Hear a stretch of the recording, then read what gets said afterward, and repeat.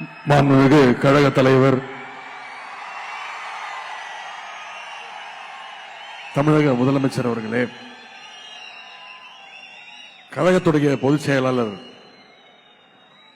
மாண்புமிகு அமைச்சர் துரைமுருகன் மாமா அவர்களே, கழகத்துடைய முதன்மை செயலாளர் மாண்புமிகு அமைச்சர் அண்ணன் நேரு அவர்களே, கழகத்துடைய துணை பொதுச் செயலாளர்கள் அண்ணன் ஐ பெரியசாமி அவர்களே, அண்ணன் பொன்முடி அவர்களே, அண்ணன் ஆ ராசா அவர்களே, அண்ணன் அந்தியூர் செல்வராஜ் அவர்களே, அண்ணன் மூப்பே சாமிநாதன் அவர்களே, இந்த நிகழ்ச்சியை இவ்வளவு சிறப்பாக நடத்தி கொண்டிருக்கக்கூடிய திருவண்ணாமலை தெற்கு மாவட்ட கழக செயலாளரும் மாண்புமிகு அமைச்சருமான அண்ணன் ஏவா வேலு அவர்களே, மாண்புமிகு அமைச்சர்கள் அண்ணன் எம்ஆர் கே பன்னீர்செல்வம் அவர்களே, அண்ணன் தாமு அன்பரசன் அவர்களே, அண்ணன் ராஜேந்திரன் அவர்களே, அண்ணன் சக்கரபாணி அவர்களே, அண்ணன் ராணிப்பேட்டை காந்தி அவர்களே, அண்ணன் மாசு அவர்களே, அண்ணன் சேகர்பாபு அவர்களே, அண்ணன் ஆவடி நாசர் உள்ளிட்ட வந்திருக்கக்கூடிய அனைத்து அமைச்சர் பெருமக்களே, சட்டப்பேரவையினுடைய துணைத் தலைவர் அண்ணன் பிச்சாண்டி அவர்களே, வருகை தந்துள்ள அனைத்து மாவட்ட கழக செயலாளர்களே, தலைமை கழக நிர்வாகிகளே, அமைப்பு செயலாளர்களே, சட்டத்துறை செயலாளர் அண்ணன் என்ஆர் இளங்கோ அவர்களே, பல்வேறு மாவட்டங்களிலிருந்து வருகை தந்துள்ள மாண்புமிகு அமைச்சர் பெருமக்களே, மாவட்ட கழக செயலாளர்களே, கலை நிகழ்ச்சி நடத்தி காட்டிய அண்ணன் இறையன்பன் குத்தூஸ் அவர்களே, அருமை சகோதரர் திரு சூர்யா கிருஷ்ணமூர்த்தி அவர்களே, திணை நிலவாசிகள் நாடக குழுவைச் சேர்ந்த என் நண்பர்களே,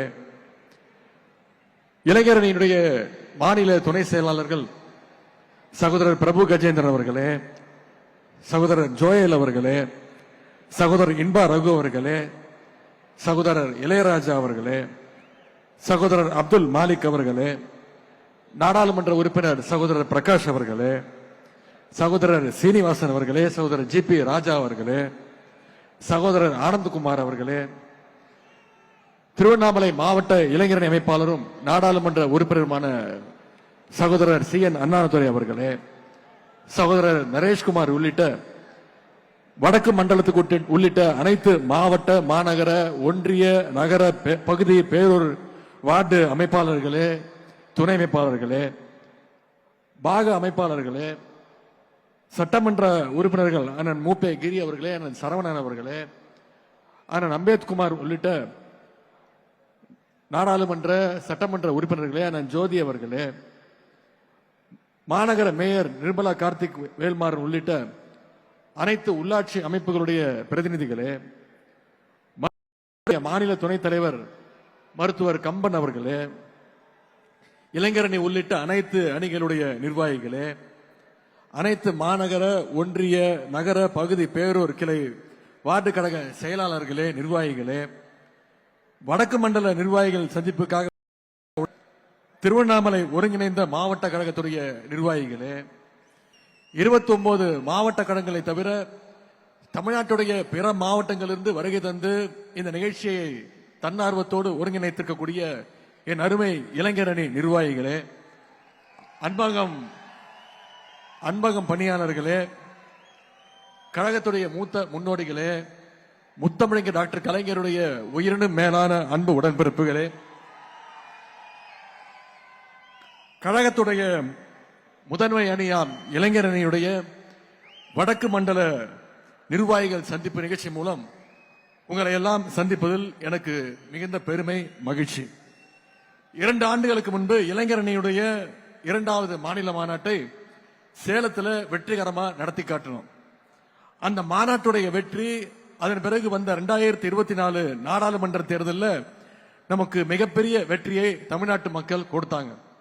இங்கே திரண்டிருக்கக்கூடிய இந்த லட்சக்கணக்கான நிர்வாகிகள், இளைஞரணி நிர்வாகிகளை பார்க்கும்பொழுது வருகின்ற 2026 சட்டமன்ற தேர்தலையும் அதே வெற்றியை நீங்க நிச்சயம் நம்முடைய தலைவருக்கு கொடுப்பீங்க அப்படின்ற நம்பிக்கை எனக்கு நிச்சயம் இருக்கு.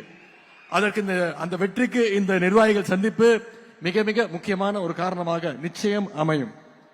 இன்னைக்கு பல கட்சிகள் இயக்கங்கள் உறுப்பினர்கள் சேர்க்கவே தடுமாறிட்டு இருக்கும் பொழுது இன்னைக்கு திராவிட முன்னேற்ற கழகத்துடைய நம்ம இளைஞர் அணி ஒவ்வொரு பூத் வரைக்கும் நிர்வாகிகளை நியமனம் பண்ணியிருக்கிறோம்.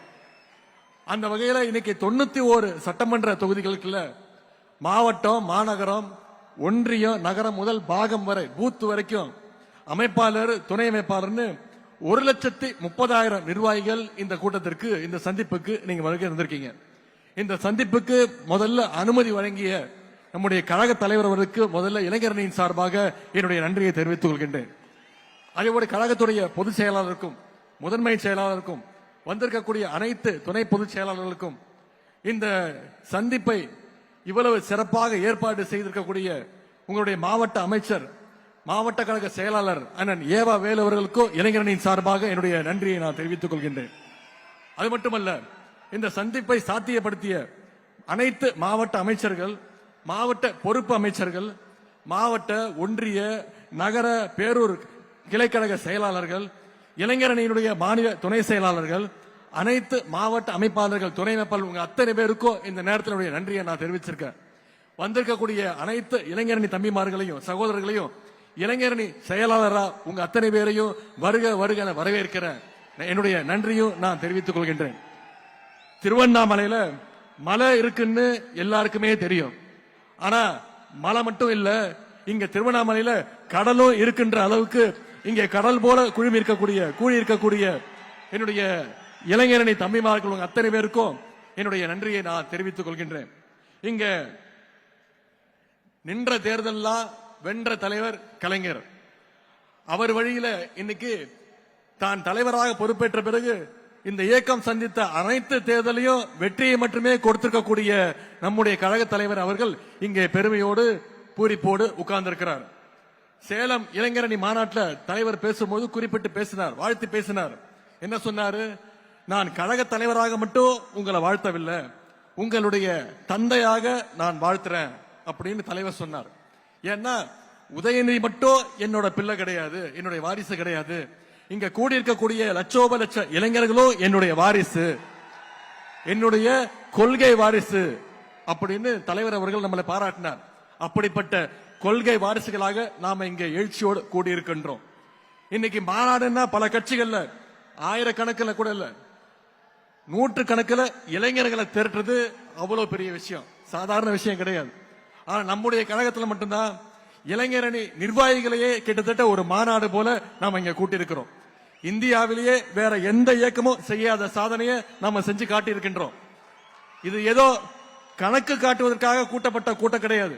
நம்முடைய எதிரிகள் போடுகின்ற தப்பு கணக்க சுக்குநூறாக உடைக்கின்ற கூட்டம் இங்க வந்திருக்கக்கூடிய இளைஞரணி கூட்டம், கொள்கை கூட்டம்.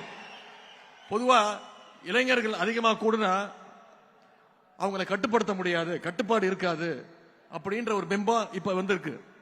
காட்டாற்று வெள்ளம் மாதிரி போயிட்டே இருப்பாங்க, யாரும் கண்ட்ரோல்ல இருக்க மாட்டாங்க அப்படின்ற ஒரு பிம்பம் இன்னைக்கு இருக்கு. அவங்களை யாரும் கட்டுப்படுத்த முடியாதுன்னு சொல்லுவாங்க. ஆனா நம்முடைய கழக இளைஞரணியினர் அப்படி கிடையாது, மிகுந்த கட்டுப்பாடு மிக்கவர்கள் என்பதற்கு இங்க கூடியிருக்கக்கூடிய இந்த கூட்டம் சாட்சி.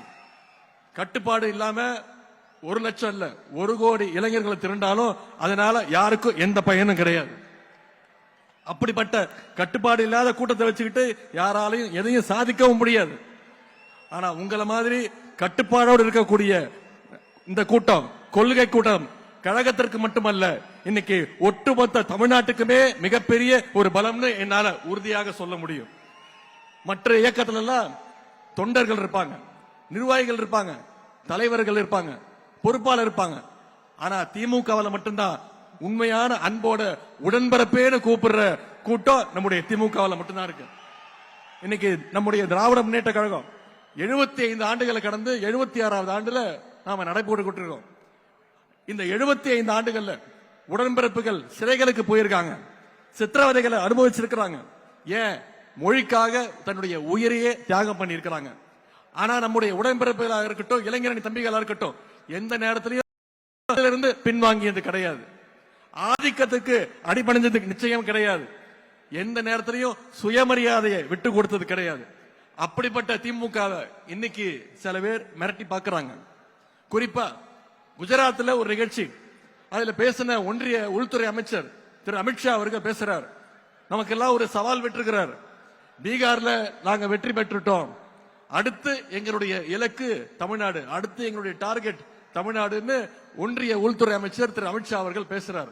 நான் திரு அமித்ஷா அவர்களுக்கும் அவருடைய அடிமை கூட்டத்திற்கும் சொல்லுகின்றேன், நீங்க எவ்வளவு சீண்டினாலும் எவ்வளவு மிரட்டினாலும் அதை எதிர்கொள்வதற்கு எங்களுடைய கருப்பு சிவப்பு படை, எங்களுடைய இளைஞரணி படை என்றைக்கும் களத்தில் தயாராக இருக்கும். பேரறிஞர் அண்ணா அவர்கள் 1949 நம்முடைய இயக்கத்தை கட்சியை ஆரம்பிக்கும் போது சொல்லிட்டு தான் ஆரம்பிச்சாரு. என்ன சொன்னாரு?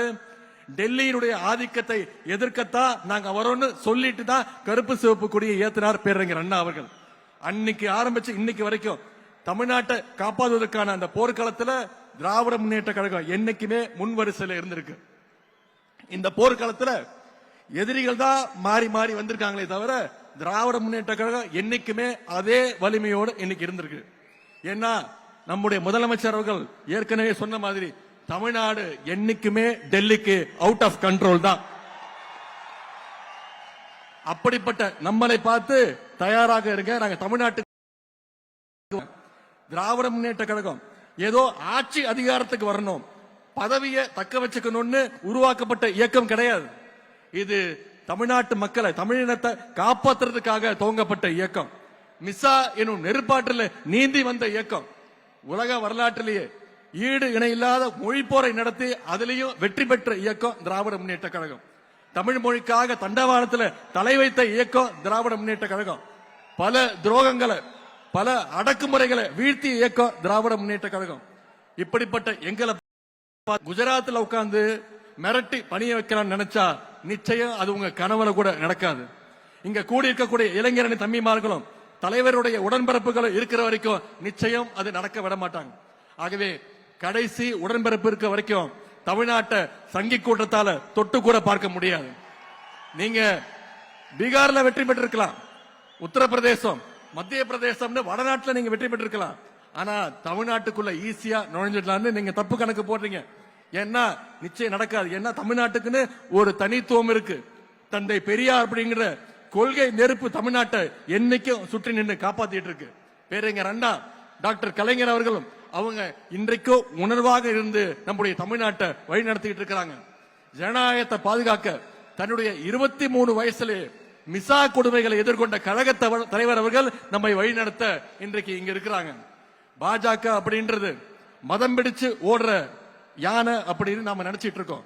ஆனா அந்த யானையை அடக்கிற அங்குசம் இதோ இங்க இருக்கக்கூடிய நம்முடைய கழக தலைவர் முத்துவேல் கருணாநிதி ஸ்டாலின் அவருடைய கைகளில் நிச்சயம் இருக்கு. இது மோடிக்கும் தெரியும், அமித்ஷாவுக்கும் தெரியும். அதனாலதான் நேரா வந்தா ஜெயிக்க முடியாதுன்னு இன்னைக்கு பழைய அடிமைகளையும் புதுசா புது அடிமைகளையும் கூட்டிக்கிட்டு துணைக்கு அழைச்சுக்கிட்டு நம்மளோட மோத பாக்குறாங்க. பழைய அடிமைகள் புதிய அடிமைகள் மட்டுமல்ல, இன்னைக்கு சிபிஐ, இடி, இன்கம் டாக்ஸ், எலெக்ஷன் கமிஷன் இப்படி எல்லாரும் கூடயும் கூட்டணி வச்சு பாசிச பாஜக கூட்டு சேர்ந்து தமிழ்நாட்டுக்குள்ள நுழைய பாக்குறாங்க. இப்படிப்பட்ட பாஜகவை நம்பித்தான் எதிர்கட்சி தலைவர் எடப்பாடி பழனிசாமி அவர்களும் தேர்தல் களத்துக்கு வந்திருக்கிறார். ஆனா நாம அப்படி இல்லை. முழுக்க முழுக்க கழகத்துடைய தொண்டர்களையும் இளைஞரணி தம்பிமார்களையும் தமிழ்நாட்டு மக்களையும் நம்பி நாம களத்துக்கு வந்திருக்கிறோம். நாம தொடர்ந்து மக்களோட இருக்கோம், மக்களும் தொடர்ந்து நம்மோட இருப்பாங்க, அந்த நம்பிக்கையோட இருக்கும். 4 நாளுக்கு முன்னாடி சென்னையில அதிமுகவுடைய பொதுக்குழு கூடுச்சு. அதுல ஒரு தீர்மானம் போட்டாங்க. 2026 திரு எடப்பாடி பழனிசாமி அவர்களை முதலமைச்சர் ஆக்குவோன்னு அடிமைகள் தீர்மானம் போட்டிருக்கிறாங்க. பொதுவா கார்ல பேட்டரி டவுன் ஆனா அதை 4 பேர் தள்ளி விட்டு ஸ்டார்ட் பண்ணலாம். ஆனா கார்ல இன்ஜினே இல்லைன்னா எவ்வளவு தள்ளினாலும் அது ஸ்டார்ட் ஆகாது. இன்ஜின் இல்லாத கார் தான் இன்னும் இருக்கக்கூடிய அண்ணா திராவிட முன்னேற்ற கழகம். இப்போ பாஜக அப்படின்ற லாரி அந்த இன்ஜின் இல்லாத காரை எப்படியாவது கட்டி இழுத்துட்டு போக பாக்குது. இன்னைக்கு திரு எடப்பாடி பழனிசாமி அவர் சொல்றார், நீதித்துறையை காப்பாற்றணும், தமிழ்நாட்டை காப்பாற்றணும்னு சொல்றாரு. முதல்ல அவர் காப்பாற்ற வேண்டியது அண்ணா திராவிட முன்னேற்ற கழகத்தை பாஜக கிட்ட இருந்து காப்பாற்றணும். இன்னைக்கு கட்சியிலிருந்து ஒவ்வொருத்தரா வெளியே போயிட்டு இருக்கிறாங்க. ஆனா அவர் என்ன சொல்றாரு, யார் வேணாலும் வாங்க, யார் வேணாலும் போங்க, நான் மட்டும்தான் நிரந்தர பொதுச் செயலாளர். இதுதான் திரு எடப்பாடி பழனிசாமி அவர்களுக்கு தேவை. அவருக்கு தேவை மட்டும் கிடையாது, நமக்கும் தேவை அதுதான் என்பதை நீங்கள் உணர வேண்டும். திரு எடப்பாடி பழனிசாமி அவர்களே, உங்ககிட்ட ஒரே ஒரு விஷயத்தை சொல்றேன். அடிமையா இருந்து சுகமா வாழ்றதை விட சுயமரியாதையோடு சுதந்திரமா வாழ்றதுதான் முக்கியம். இதோ இங்க இருக்கக்கூடிய எங்களுடைய லட்சக்கணக்கான திராவிட முன்னேற்ற கழகத்துடைய இளைஞரணி தம்பிமார்கள், கருப்பு சிவப்பு இளைஞர்கள் இங்க பாருங்க, சுதந்திரமா இருக்கும், குறிப்பா சுயமரியாதையோடு இருக்கும். அதனாலதான் இன்னைக்கு நம்மளை நோக்கி தமிழ்நாட்டு இளைஞர்கள் தொடர்ந்து வந்துட்டு இருக்கிறாங்க, தங்களுடைய ஆதரவை கொடுக்கிறாங்க. பாசிச சக்திகளிடமிருந்து தமிழ்நாட்டை காப்பாற்றுகின்ற ஆற்றல் திராவிட முன்னேற்ற கழகத்துக்கு மட்டும்தான் உண்டுன்னு இன்னைக்கு தமிழ்நாட்டு மக்கள் நிச்சயம் நம்புறாங்க.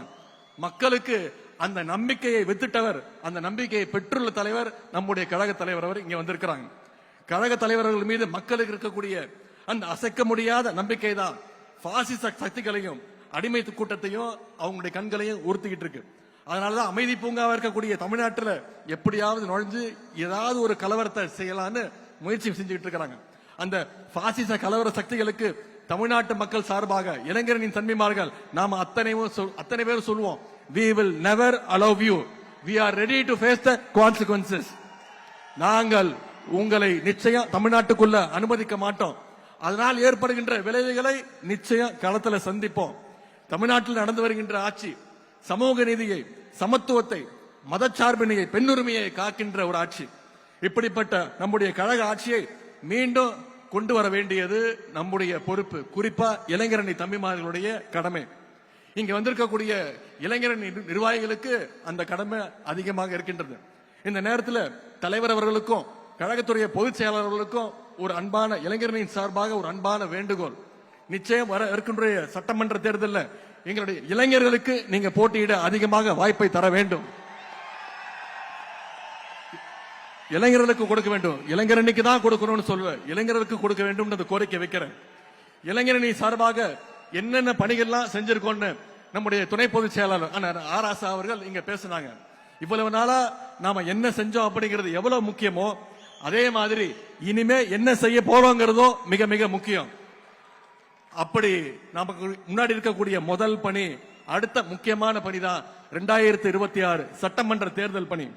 அடுத்து வர்ற 4 மாதங்களுக்கு நாம அதை நோக்கி பயணம் செய்யணும், களத்துல கடுமையா உழைக்கணும்.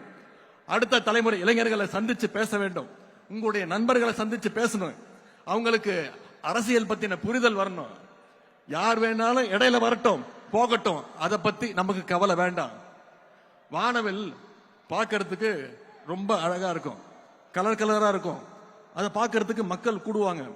ஆனா அது நிச்சயம் நிரந்தரம் கிடையாது. உதயசூரியன் மட்டும்தான் நிரந்தரம். உதயசூரியன் தான் மக்களுக்கான வெளிச்சத்தை தரும். ஆகவே நம்முடைய கழகத்துடைய வரலாறு, நம்முடைய ஆட்சியுடைய சாதனைகளை, தலைவருடைய வரலாறு, பெருமைகளை மக்கள்கிட்ட எடுத்து சொல்லுங்க. உங்க தெருவில் இருக்கக்கூடிய 10-20 இளைஞர்களை நீங்க உங்க கண்ட்ரோல் எடுத்துட்டு வாங்க. நீங்க சொன்னா கேட்கிற மாதிரி இருக்கணும். 10 வீட்டுக்கு 20 வீட்டுக்கு நான் பொறுப்பு, இந்த தெருவில் இருக்கிற வாக்குகளுக்கு நான் பொறுப்புன்னு அந்த டார்கெட்டை பிக்ஸ் பண்ணி இளைஞரணி தம்பிமார்கள் வேலை செய்யணும். எல்லாரும் கூடவும் நெருங்கி பழகணும், மக்களோடு மக்களா பழகணும், அவங்களுக்கு தேவையானதை செஞ்சு கொடுங்க. தமிழ்நாட்டில் எந்த வீட்டை எடுத்துக்கிட்டாலும் நம்முடைய திராவிட மாடல் அரசுடைய திட்டங்கள் நிச்சயம் அந்த வீட்டுல ஒரு பயனாளியாவது நிச்சயம் இருப்பான். அதை மக்கள்கிட்ட தொடர்ந்து ஞாபகப்படுத்துங்க, திட்டங்களை எடுத்து பேசுங்க, மக்களை சந்திச்சு மக்களோட மக்களா பழகுங்க, அவங்களுடைய நம்பிக்கையை பெறுங்க. இந்த பணியெல்லாம் நாம சரியா செஞ்சா நிச்சயம் நம்முடைய கழகம் 7வது முறையாக ஆட்சி அமைக்க போவது உறுதி. நம்முடைய கழக தலைவர் அவர்கள் தொடர்ந்து 2வது முறையாக முதலமைச்சர் நாற்காலில் உட்கார போவது உறுதி. நாம பெறப்போகிற வெற்றி சாதாரண வெற்றியாக இருக்கக்கூடாது. 70,000 பூத்திலையும் நிச்சயம் உதயசூரியன் வெற்றி பெற்றாக வேண்டும். 70,000 பூத்திலையும் மிகப்பெரிய வாக்கு வித்தியாசத்தில் வெற்றி பெற வேண்டும். நம்முடைய தோழமை கட்சியுடைய வெற்றி உறுதி செய்யணும். அதற்கு இந்த இளைஞரணி வடக்கு மண்டல நிர்வாகிகள் சந்திப்பு நிச்சயம் ஒரு அடித்தளமா இருக்கும்னு நம்புறேன். இங்க இருக்கக்கூடிய வந்திருக்கக்கூடிய இளைஞரணி தம்பிமார்கள் நீங்கள் திரும்பி போகும்போது ஒவ்வொரு இளைஞரணி நிர்வாகியும் அந்த உறுதியோட அந்த நம்பிக்கையோட நீங்க சொல்லணும்.